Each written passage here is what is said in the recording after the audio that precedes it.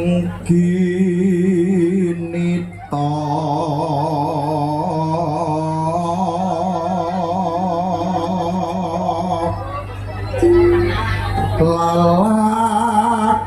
lalakuning gandeng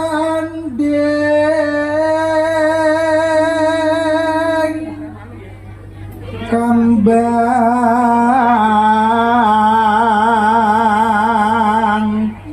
kacang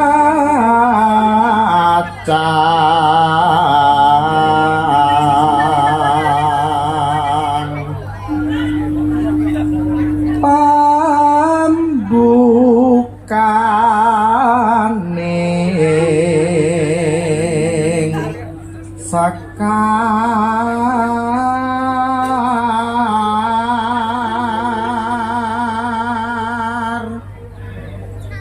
dandang kula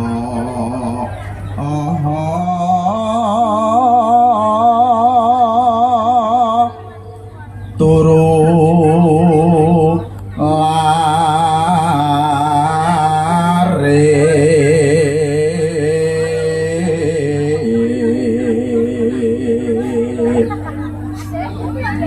binarunge ngoni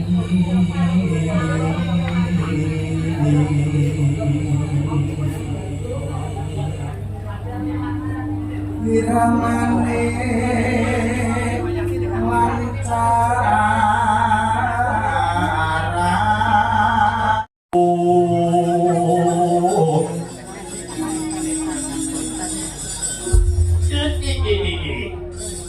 sampeyan iki kok aneh lho. Entuk penugrahan bakale dadekake ratu kok malah sampeyan susah, kok malah sampeyan sedih. Kuwa Semar, Gatotkaca ngrumangsani. Aku lagi bocah wingi sore Kiai. Aku durung duweni pengalaman Gatotkaca rumangsa durung pantes piniji lan pinilih dadi ratu. Ngrangkani negara Pinggondani kang gedene semono, kang kawulane akeh semono wa Semar Badralaya. Sampeyan kudu eling nggih, Gus, sampeyan kudu eling.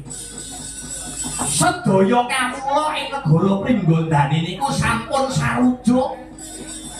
Para bebrayan agung menika sampun matuk dambuh ing rasa menawi jengandika Ndara Gatotkaca kedah jumeneng ratu mapan wonten ing praja Pinggondani.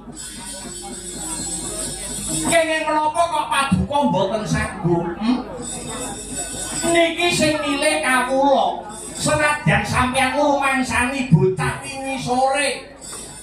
Ning durung karuan sing tuwa-tuwa nika iso nata negara Pinggondani.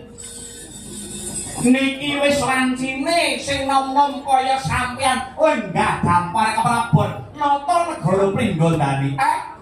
Niki wayahe sing enom-enom sing jumangkat, wayahe sing enom-enom sing kudu kembiah. Sampeyan didadekake ratu kok ora gelem. Sampeyan iku disengkuyung karo wong pirang-pirang lho, Den.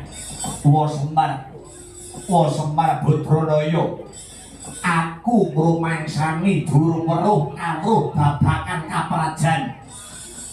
Gatotkaca ngrumangsani durung duwe sangu ngelmu kanggo ngranata negara.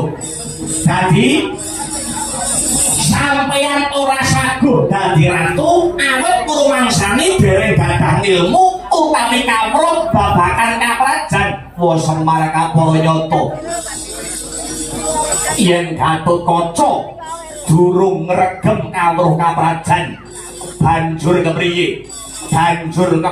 Besok anggonku bakal mranata negara lan ngayomi para kawula dasih. Sampun wasu melang nggih, Gus. Sajakipun jengandika menika supe. Sajakipun jengandika menika lepya. Lali perkara apa wa Semar? Nalika jaman lakon Gatotkaca lair du kepungkur. sampeyan niku pun nate dijanjeni kalian para dewa. Sampeyan pun nate dijanjeni kalian para dewa.